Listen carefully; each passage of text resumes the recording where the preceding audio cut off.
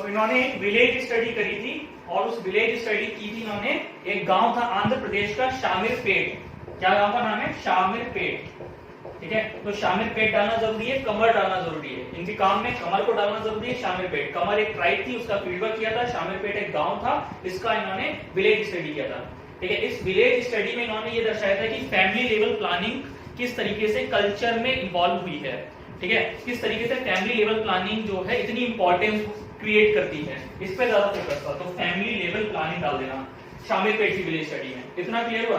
ठीक है, तो इनके काम में हमने गिनाया इंडियन विलेज, ठीक है, और फिर चेंजिंग विलेजेस, फिर modernisation and development, modernity in tribal India, Kamar tribes Madhya Pradesh, field work, village study Shamirpet Andhra Pradesh. उसके बाद उन्होंने ये भी दिखाया है कि किस तरीके से भारत के जो विलेजेस रहे हैं उसमें पावर ऑफ कन्फ्लिक्ट किस तरीके से इवॉल्व हुआ है। ठीक है, मतलब किस तरीके से ट्रेडिशनली और किस तरीके से मॉडर्न टाइम में पावर ऑफ कन्फ्लिक्ट किस तरीके से खेला गया है। ठीक है, तो धीरे धीरे दिखाया है, जिसमें डोमिनेंट कास्ट, डोमिनेंट इंडिविजुअल्स के बारे में उन्होंने बताया है। ठीक है, इतना क्लियर हुआ? ये कंप्लीट हम लिख देंगे वर्ग में के। अब आगे बढ़ते हैं।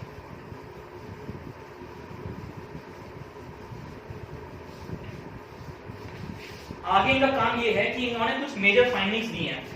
इनके काम से कुछ मेजर फाइंडिंग्स मिली हैं एससी दुबे के काम से। पहली मेजर फाइंडिंग ये बोलती है कि इंडियन विलेजेस जो हैं, जो भारत के गांव हैं, वो ऑटोनोमस नहीं है। They are not autonomous.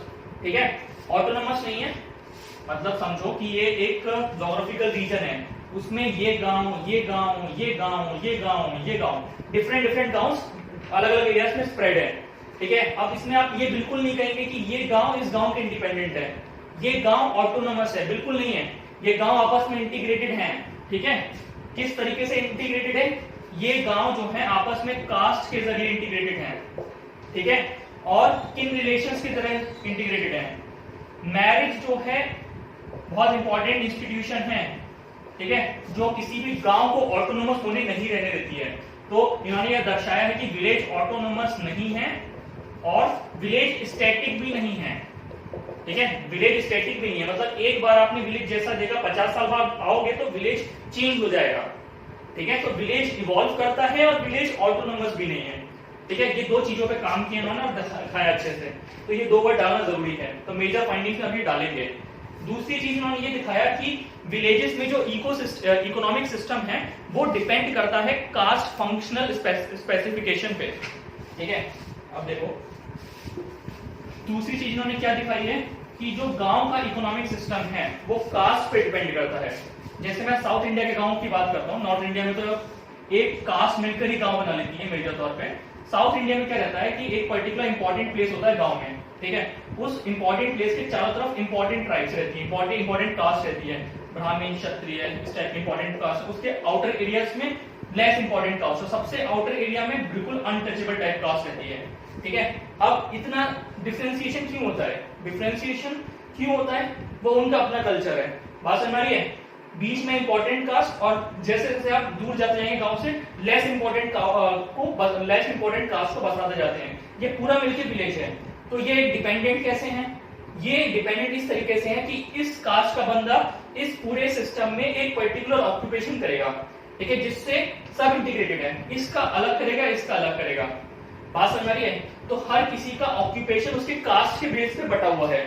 ठीक है, ट्रेडिशनल विलेज की बात कर रहा हूं। आज ये सिस्टम पूरा बदल जा रहा है। हम पढ़ेंगे जजमानी सिस्टम।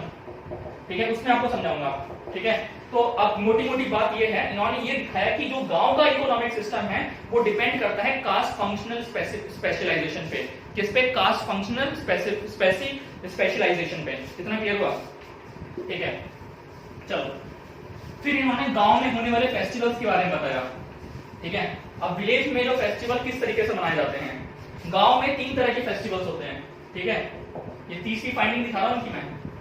पहला उन्होंने बताया कि फैमिली लेवल पे फेस्टिवल मनाया जाता है। ठीक है, दूसरा इन्होंने बताया कि विलेज लेवल पे फेस्टिवल मनाया जाता है, और तीसरा बताया इन्होंने किस तरीके से कास्ट लेवल पे फेस्टिवल मनाया जाता है। इसमें क्या होता है, एक परिवार ही उत्सव मनाता है, बर्थडे हो गया या फिर कुछ इंपॉर्टेंट चीज हो गई। ठीक है, परिवार का कुछ इंपॉर्टेंट जो उनके पूर्वज हैं, पर्टिकुलर उस परिवार की जो बिल्कुल क्लोजेस्ट जनरेशन से रिलेटेड कोई चीज है, तो वो उसका उत्सव मनाते हैं, जिसमें परिवार के लोग बैठते हैं। विलेज लेवल पे इनका खुद का अपना कोई कल्ट फेस्टिवल होता है छोटा मोटा गांव में, वो मनाते हैं जो किसी दूसरे और गांव में नहीं मनाया जा रहा है। कास्ट में अगर जैसे इनके कुल देवता हैं, सब गांव जिनसे जुड़ा हुआ है, तो मैंने बोला ना इन्होंने कहा था कि कोई भी गांव ऑटोनोमस नहीं है, ठीक है, तो वो लिंक है, ठीक है, लिंक होगा। कास्ट एक क्राइटेरिया है जो गांव को लिंक करती है। नॉर्दर्न इंडिया में गांव को लिंक करने वाली जो इंपॉर्टेंट क्राइटेरिया वो कास्ट ही होती है। जैसे मैं बोलूं शूद्र के गांव है, ठीक है, या फिर वैश्यों के गांव है, या फिर क्षत्रिय के गांव है, तो उनके गांव अलग अलग हो सकते हैं, पर वो गांव में जो लोग हैं और अलग अलग गांव के जो लोग हैं वो एक ही कास्ट के हैं। सपोज करो मैं बोलूं कि इस पर्टिकुलर रीजन में क्षत्रिय लोग रहते हैं, तो 1 2 3 4 5, तो क्षत्रिय के 5 गांव हैं इस रीजन में, ठीक है। ये गांव तो हैं, पर ये गांव को एक बनाता है उनकी कास्ट। बात समझ आ रही है? तो उस कास्ट में अगर कोई फेस्टिवल है तो पांचों गांव मिलकर मनाएंगे। बात समझ आ रही है? तो ये बात हो गई। तो 3 तरह के फेस्टिवल, फैमिली, विलेज और कास्ट। इतना क्लियर हुआ? ठीक है। मेजर फोकस एरिया मैंने बता दिया, पॉलिटिकल एंथ्रोपोलॉजी पे ज्यादा काम किया इन्होंने, ठीक है। चलो इतना क्लियर हुआ एससी दुबे के बारे में, इतना हम डालेंगे, ठीक है। चलो अब इन्होंने और क्या चीज दिखाई, इन्होंने बताया कि कास्ट जो है विलेज सिस्टम में वो प्यूरिटी और पॉल्यूशन पे बेस्ड है, प्यूरिटी एंड पॉल्यूशन, ठीक है। ये तो कोई पुरानी बात है नहीं, ये तो सदियों से चला रहा है। अम्बेडकर जी भी इसी पे थे, बहुत फोकस एरिया है उनका, ठीक है। और उनसे पहले जो रिसर्चर्स हैं उन्होंने भी ये दर्शाया है, प्यूरिटी एंड पॉल्यूशन पे बेस्ड है कास्ट, ठीक है। दूसरा उन्होंने ये बताया कि गांव में डोमिनेंट कास्ट नहीं होती है। डोमिनेंट कास्ट कॉन्सेप्ट किसने दिया था बताओ? एमएन श्रीनिवास ने दिया था, ठीक है। अच्छा एमएन श्रीनिवास नहीं पढ़ाया मैंने, ठीक है, ठीक है। Dominant caste was given by M N Srinivas. उन्होंने बोला कि डोमिनेंट कास्ट कुछ नहीं होता किसी भी गांव में, होता क्या है? होता है डोमिनेंट इंडिविजुअल, ठीक है। अब हो सकता है एक पर्टिकुलर गांव में सारे कास्ट रह रहे हैं, तो किसी एक पर्टिकुलर कास्ट जो है दूसरी कास्ट को डोमिनेट नहीं करती है। ऐसा नहीं है कि हर एक इंडिविजुअल एक पर्टिकुलर कास्ट का दूसरे छोटे इंडिविजुअल्स पे डोमिनेट करेगा, बिल्कुल नहीं। उस पर्टिकुलर जो ऊंची कास्ट मानी जाती है, सो कॉल्ड अपर कास्ट, उसमें से कोई एक इंडिविजुअल, ठीक है, वो किसी भी फॉर्म में हो सकता है, ठीक है, ज्यादा अमीर हो सकता है, उसका पूर्वज ज्यादा स्ट्रांग हो सकता है, किसी भी एक पर्टिकुलर टाइप का, या फिर उस पर्टिकुलर कास्ट का सबसे बुढ़ा आदमी, ठीक है, वो डोमिनेंट इंडिविजुअल होता है और उसके कहने पर सब फॉलो करते हैं, सब उसकी सुनते हैं, ठीक है। तो डोमिनेंट कास्ट नहीं होता है, डोमिनेंट इंडिविजुअल का कॉन्सेप्ट इन्होंने दिया, ठीक है, जो इतना ज्यादा सक्सेसफुल नहीं हुआ तो मुझे लगा। इतना क्लियर हुआ? एससी दुबे का इतना काम समझ में आया? चलो अब आगे बढ़ते हैं। तो इन्होंने कंट्रीब्यूशन क्या क्या किए हैं? देखो सरकार ने एससी दुबे की पूरी सरकार को एससी दुबे से बहुत मदद मिली है। एससी दुबे का जो काम है गवर्नमेंट ने यूज किया है, अभी कैसे दिखेगा मैं बताता हूं आपको। देखो सरकार ने सेंट्रल प्लानिंग रिसर्च इंस्टीट्यूट बनाया, सेंट्रल प्लानिंग फैमिली प्लानिंग, हाँ, central family planning research institute, CFPRI, ठीक है। ये जो बना है ना, इसके पीछे दिमाग था एससी दुबे का, ठीक है। एससी दुबे का दिमाग था central family planning research institute, क्योंकि फैमिली प्लानिंग को ये जोड़ लिए थे। याद करो कहां मैंने बताया था फैमिली लेवल पे प्लानिंग होती है, शामिरपेट विलेज में, ठीक है। इनकी केस स्टडी बहुत फेमस हुई थी, शामिरपेट केस स्टडी वाली, ठीक है। एससी दुबे ने इसमें काम किया। दूसरा कम्युनिटी डेवलपमेंट प्रोग्राम था ना गवर्नमेंट का, कम्युनिटी डेवलपमेंट प्रोग्राम, ठीक है, इसमें भी एससी दुबे ने काम किया है। इस स्कीम को बनाने में, इस प्रोग्राम को बनाने में एससी दुबे का बड़ा योगदान है। और एक बहुत इंपॉर्टेंट चीज जो एससी दुबे ने काम करी है, जिसको सुन के आप भी दंग रह जाएंगे, ट्राइबल सब प्लान। सुनते हैं ना सवाल, तो ट्राइबल सब प्लान के पीछे दिमाग था एससी दुबे का। तो tribal sub plan, CFPRI community development programme और ट्राइबल सब प्लान, ये 3 इन्होंने दिए हैं सरकार को कंट्रीब्यूशन। सरकार को नहीं कर सकते, ये तीनों कंट्रीब्यूशन इन्होंने इंडिया को दिए हैं, इंडियन पीपल को कंट्रीब्यूशन दिए हैं। सरकार बस एक जरिया था। एससी दुबे ने की रिसर्च इस हद तक आगे बढ़ी है। इतना क्लियर हुआ? तो एससी दुबे के बारे में अगर क्वेश्चन आता है तो हैंडल कर लेंगे, बार बार देखिए वीडियो को, ठीक है। चलिए अब ये बताते हैं डिले क्यों हो गया। डिले इसलिए हो गया यार क्योंकि वाईफाई का इशू था, नेट नहीं लग पा रहा था और यहाँ पे मतलब नेटवर्क नहीं आ रहा था, तो वीडियो को अपलोड करने में दिक्कत हो रही थी। और दूसरी बात ये है कि अब मुझे थोड़ा सा मैं थोड़ा ऑफलाइन एसोसिएटेड था पहले दिल्ली में, अब मैं पूरी तरीके से ऑनलाइन अपने आप को करने की कोशिश कर रहा हूँ, क्योंकि मैं बिल्कुल नया हूँ, मुझे ज्यादा आइडिया नहीं है, इसलिए यार थोड़ा प्रमोट करना मुझे, ठीक है।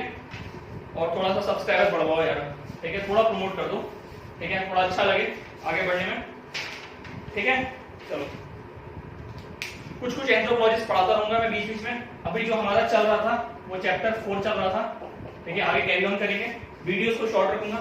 ठीक है, एक चीज मैं बोलना चाह रहा था आप लोगों से, इस बीच में आप एक चीज को कंप्लीट कर लो यार, मैं भी भारत की वीडियोस चल रही हैं यार, 46 वीडियोस हैं फ्रीली अवेलेबल ऑन यूट्यूब, तो यूट्यूब पे देखो यार, ये टाइम है, दिन का 10-10 वीडियो देख डालो, बहुत फायदा होगा। उस वीडियो को ऐसा देखना है कि मतलब कि आप उनके कल्चर को देखो कि क्या वो चीज कर रहे हैं, ट्राइबल्स क्या चीज फॉलो कर रहे हैं, बस उस पर फोकस रखो। दूसरी आप चीज देखो कि चेंज क्या हो रहा है उनके कल्चर में, उनकी सोसाइटी में चेंज क्या हो रहा है।